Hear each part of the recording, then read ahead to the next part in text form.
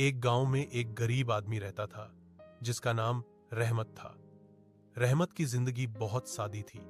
वह अपनी रोजी रोटी के लिए एक गाय पर निर्भर करता था।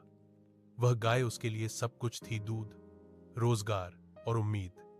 एक दिन सुबह जब वह अपने बाड़े में गया तो उसने देखा कि उसकी प्यारी गाय जमीन पर गिरी हुई है। उसकी गर्दन कटी हुई थी और एक पांव भी जख्मी था। यह मंजर देखकर रहमत की आंखों से आंसू बहने लगे। उसने कभी किसी का बुरा नहीं सोचा था, लेकिन किसी ने उसके लिए इतनी बड़ी जालिमाना हरकत कर दी। पूरा गांव इस दुख में उसके साथ था। अगरचे रहमत के पास अब कुछ नहीं बचा था, मगर उसने हिम्मत नहीं हारी। उसने अल्लाह पर भरोसा रखा और फिर से मेहनत शुरू की।